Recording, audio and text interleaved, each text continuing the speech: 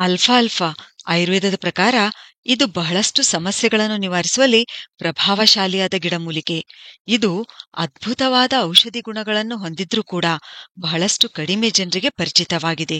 ವೈಜ್ಞಾನಿಕವಾಗಿ ಇದನ್ನು ಮೆಡಿಕ್ಯಾಗೋ ಸಟೈವಾ ಅಂತ ಕರೀತಾರೆ. ಸಾಮಾನ್ಯವಾಗಿ ಲ್ಯುಸರ್ನಾ ಅಂತ ಕರೀತಾರೆ. ನಮ್ಮ ದೇಶದಲ್ಲಿ ರಿಜ್ಕಾ ಅಂತ ಕರೆಯಲಾಗುತ್ತೆ. ಉತ್ತರ ಪ್ರದೇಶದ ಪಶ್ಚಿಮ ಭಾಗದಲ್ಲಿ ಇದನ್ನು ಬೆಳೆಯಲಾಗುತ್ತೆ. ಅಲ್ಫಾಲ್ಫಾ ಈ ಪದ ಹೆಚ್ಚಾಗಿ ನಾರ್ತ್ ಅಮೆರಿಕಾದಲ್ಲಿ ಬಳಸಲಾಗುತ್ತೆ. ಇದು ಒಂದು ಅರೇಬಿಕ್ ಪದ. ಇದರರ್ಥ ಪ್ಲಾಂಟ್ಸ್ ಫಾದರ್ ಅಂದ್ರೆ ಸಸ್ಯಗಳ ತಂದೆ. ಹೀಗೆ ಯಾಕೆ ಹೇಳಲಾಗುತ್ತೆ ಗೊತ್ತಾ? ಈ ಗಿಡಮೂಲಿಕೆ ಎಲ್ಲಾ ತರಹದ ಪೋಷಕಾಂಶಗಳಿಂದ ಸಮೃದ್ಧವಾಗಿರೋದ್ರಿಂದ ಇದರ ಬೇರು 10ರಿಂದ 12 ಮೀಟರ್ನಷ್ಟು ಆಳ ಹೋಗುತ್ತವೆ. ಹೀಗಾಗಿ ಇದು ಮಣ್ಣಿನಿಂದ ಪೋಷಕಾಂಶಗಳನ್ನು ಚೆನ್ನಾಗಿ ಹೀರಿಕೊಳ್ಳುತ್ತೆ. ಅಷ್ಟೇ ಅಲ್ಲ, ಇದರ ಬೇರುಗಳಲ್ಲಿ ನೈಟ್ರೋಜನ್ ಫಿಕ್ಸಿಂಗ್ ಬ್ಯಾಕ್ಟೀರಿಯಾ ಇರೋದ್ರಿಂದ ಇವು ಮಣ್ಣಿನ ಫಲವತ್ತತೆ ಕೂಡ ಹೆಚ್ಚಿಸುತ್ತವೆ. ಈ ಸಸ್ಯದಲ್ಲಿ ಪರ್ಪಲ್ ಕಲರ್ ನೇರಳೆ ಬಣ್ಣದ ಹೂ ಬಿಡುತ್ತವೆ ಮತ್ತು ಇದರ ಬೀಜ, ಹೂ, ಎಲೆ ಎಲ್ಲವೂ ಔಷಧಿ ಗುಣಗಳನ್ನ ಹೊಂದಿವೆ. ಇದರ ಬೀಜಗಳು ಪ್ರೋಟೀನ್, ಹೆಲ್ದಿ ಫೈಬರ್, ದಿನಕ್ಕೆ ಬೇಕಾಗುವ ವಿಟಮಿನ್ ಕೆಯ 13% ಮತ್ತು ಸ್ವಲ್ಪ ಪ್ರಮಾಣದಲ್ಲಿ vitamin C, vitamin B, vitamin E, phosphorus, iron, zinc, calcium, potassium, phyto ಎಸ್ಟ್ರೋಜನ್ಗಳು ಹೀಗೆ ಇನ್ನು ಹಲವಾರು ರಾಸಾಯನಿಕ ಸತ್ವಗಳಿಂದ ಸಮೃದ್ಧವಾಗಿವೆ. ಇದರ ಔಷಧೀಯ ಗುಣಗಳನ್ನು ನೋಡಿದ್ರೆ ಮೊದಲನೇದಾಗಿ ಹಸಿವು ಹೆಚ್ಚಿಸುತ್ತದೆ. ಅಲ್ಫಾಲ್ಫಾ ಬೀಜಗಳ ಮೊಳಕೆ ಅಥವಾ ಇದರ ಟಾನಿಕ್ ಕೂಡ ಸಿಗುತ್ತೆ. ಇದರ ಸೇವನೆಯಿಂದ ಜೀರ್ಣಕ್ರಿಯೆ ಉತ್ತೇಜನಗೊಂಡು ಪೋಷಕಾಂಶಗಳ ಹೀರಿಕೆ ಚೆನ್ನಾಗಿ ಆಗುತ್ತದೆ. ಅಷ್ಟೇ ಅಲ್ಲ, ನಮ್ಮ ದೇಹದಲ್ಲಿನ 7 ಧಾತುಗಳನ್ನು ಅಂದ್ರೆ ರಸ, ರಕ್ತ, ಮಾಂಸ, ಮೇದ, ಅಸ್ಥಿ, ಮಜ್ಜ, ಶುಕ್ರ ಇವುಗಳನ್ನು ಬ್ಯಾಲೆನ್ಸ್ ಮಾಡುತ್ತದೆ. ಎರಡನೇದಾಗಿ ತೂಕ ಹೆಚ್ಚಿಸುತ್ತದೆ. ಇದರ ಸೇವನೆಯಿಂದ ಪೋಷಕಾಂಶಗಳ ಹೀರಿಕೆ ಚೆನ್ನಾಗಿ ಆಗೋದ್ರಿಂದ ದೇಹದಲ್ಲಿ ಒಳ್ಳೆಯ ಕೊಬ್ಬಿನ ಪ್ರಮಾಣ ಹೆಚ್ಚಾಗೋದ್ರಿಂದ ತೂಕ ಕೂಡ ಹೆಚ್ಚುತ್ತದೆ. ಅಂದ್ರೆ ಕಡಿಮೆ ತೂಕ ಇರುವವರಿಗೆ ಇದು ತುಂಬಾನೇ ಒಳ್ಳೆಯದು. ಮೂರನೇದಾಗಿ ಮಹಿಳೆಯರ ಆರೋಗ್ಯಕ್ಕೆ ತುಂಬಾನೇ ಒಳ್ಳೆಯದು. ಪಿಸಿಒಡಿ, ಪಿಸಿಒಎಸ್ ಸಮಸ್ಯೆಯಲ್ಲಿ ಮಹಿಳೆಯರಲ್ಲಿ ಎಸ್ಟ್ರೋಜನ್ ಹಾರ್ಮೋನಿನ ಕೊರತೆ ಉಂಟಾಗುತ್ತದೆ, ಪ್ರೊಜೆಸ್ಟೆರಾನ್ ಹಾರ್ಮೋನಿನ ಕೊರತೆ ಆಗುತ್ತದೆ. ಇದರಿಂದ ಮಂತ್ಲಿ ಸೈಕಲ್ ಡಿಸ್ಟರ್ಬ್ ಆಗುತ್ತೆ. ಈ ಬೀಜದಲ್ಲಿರ್ತಕ್ಕಂಥ ಕೆಲವು ಮೈಕ್ರೋ ಎನ್ಸೈಮ್ಗಳು ನಮ್ಮ ದೇಹದ ಈ ಹಾರ್ಮೋನ್ಗಳನ್ನ ಬ್ಯಾಲೆನ್ಸ್ ಮಾಡುತ್ತವೆ. ಪಿಸಿಒಡಿ, ಪಿಸಿಒಎಸ್ ಸಮಸ್ಯೆ ಬ್ಯಾಲೆನ್ಸ್ ಮಾಡುವಲ್ಲಿ ಸಹಾಯ ಮಾಡುತ್ತವೆ. ಅಷ್ಟೇ ಅಲ್ಲ, ಅಲ್ಫಾಲ್ಫಾ ಸೇವನೆ ಮೆನೋಪಾಸ್ ಸಮಯದಲ್ಲಿ ಕೂಡ ಲಾಭ ಕೊಡುತ್ತೆ. ಯಾಕೆಂದ್ರೆ ಇದರಲ್ಲಿ ಫೈಟೋ ಎಸ್ಟ್ರೋಜನ್ಗಳು ಕಂಡುಬರುತ್ತವೆ. ಇವುಗಳಿಂದ ನಮ್ಮ ದೇಹದಲ್ಲಿ ಎಸ್ಟ್ರೋಜನ್ ಕೊರತೆ ಆಗಲ್ಲ. ಮೆನೋಪಾಸ್ ಸಮಯದಲ್ಲಿ ಸ್ವಲ್ಪ ರಿಲೀಫ್ ಸಿಗುತ್ತೆ. ಪ್ರೆಗ್ನೆನ್ಸಿ ಸಮಯದಲ್ಲಿ ಕೂಡ ಇವುಗಳ ಸೇವನೆ ಸುರಕ್ಷಿತ. ನಾಲ್ಕನೇದಾಗಿ ಅಲ್ಫಾಲ್ಫಾದ ಮೊಳಕೆಯ ನಿಯಮಿತ ಸೇವನೆಯಿಂದ ಹೃದಯದ ಸಮಸ್ಯೆಗಳು ಬರುವ ಸಾಧ್ಯತೆ ಕಡಿಮೆ ಇರುತ್ತದೆ. ಇದರಲ್ಲಿ ಒಂದು ವಿಧವಾದ ಅಮೈನೋ ಆಸಿಡ್ ಕಂಡುಬರುತ್ತೆ. ಇದು ಕೊಬ್ಬಿನ ಜೊತೆ ಸೇರಿ ನಮ್ಮ ದೇಹದಲ್ಲಿನ ಕೊಲೆಸ್ಟ್ರಾಲ್ ಕಡಿಮೆ ಮಾಡುತ್ತೆ.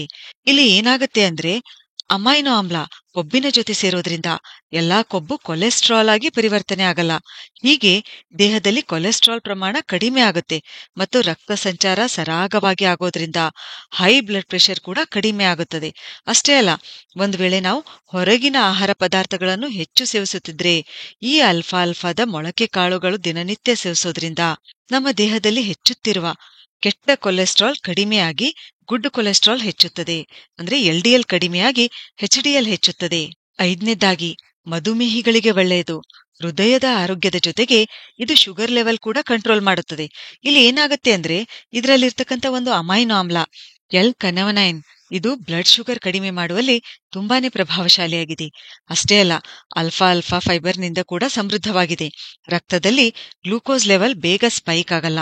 ಗ್ಲೈಸೆಮಿಕ್ ಇಂಡೆಕ್ಸ್ ಕೂಡ ನಿಯಂತ್ರಣದಲ್ಲಿರುತ್ತೆ. ಆದ್ದರಿಂದ ಮಧುಮೇಹಿಗಳಿಗೂ ಇದು ಒಳ್ಳೆಯದು. ಆರನೇದಾಗಿ ನಿದ್ರಾಹೀನತೆ ಸಮಸ್ಯೆ ಇದ್ದಾಗ ಈ ಅಲ್ಫಾಲ್ಫಾ ತುಂಬಾನೇ ಸಹಾಯ ಮಾಡುತ್ತೆ. ಅದು ಹೇಗೆ ಅಂದ್ರೆ ಇದು ಮೆಲಟೋನಿನ್ ಹಾರ್ಮೋನ್ ನಿಯಂತ್ರಣ ಮಾಡುತ್ತೆ. ಈ ಹಾರ್ಮೋನು ಪೀನಿಯಲ್ ಗ್ರಂಥಿಯಲ್ಲಿ ತಯಾರಾಗುತ್ತೆ. ಈ ಹಾರ್ಮೋನ್ ನಮ್ಮ ಸ್ಲೀಪ್ ಸೈಕಲ್ ನಿಯಂತ್ರಣ ಮಾಡಿ ಚೆನ್ನಾಗಿ ನಿದ್ರೆ ತರಿಸುತ್ತೆ.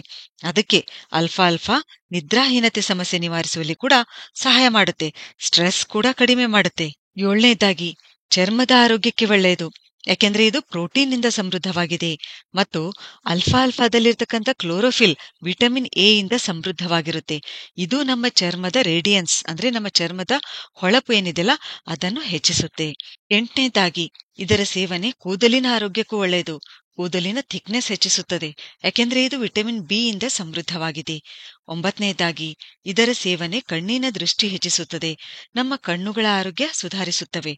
10ನೇದಾಗಿ ಆರ್ಥ್ರೈಟಿಸ್ ಇದ್ದವರಿಗೂ ಇದು ಒಳ್ಳೆಯದು. ಆರ್ಥ್ರೈಟಿಸ್ ಉಂಟಾಗಲು ಮುಖ್ಯ ಕಾರಣ ಅಂದ್ರೆ ಕ್ಯಾಲ್ಸಿಯಂ ಮತ್ತು ವಿಟಮಿನ್ ಡಿ ಯ ಕೊರತೆ.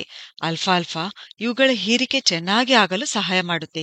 ಹೀಗೆ ಆರ್ಥ್ರೈಟಿಸ್ ಇದ್ದವರಿಗೂ ಕೂಡ ಇದು ಲಾಭ ಕೊಡುತ್ತೆ. 11ನೇದಾಗಿ ಹಿಮೋಗ್ಲೋಬಿನ್ ಕಡಿಮೆ ಆಗಿ ಸುಸ್ತು ಅನಿಸಿದಾಗ ಈ ಅಲ್ಫಾಲ್ಫಾ ತುಂಬಾನೇ ಲಾಭ ಕೊಡುತ್ತೆ, ಯಾಕೆಂದ್ರೆ ಇದು ಕಬ್ಬಿಣದ ಅಂಶ ಕೂಡ ಹೊಂದಿದೆ.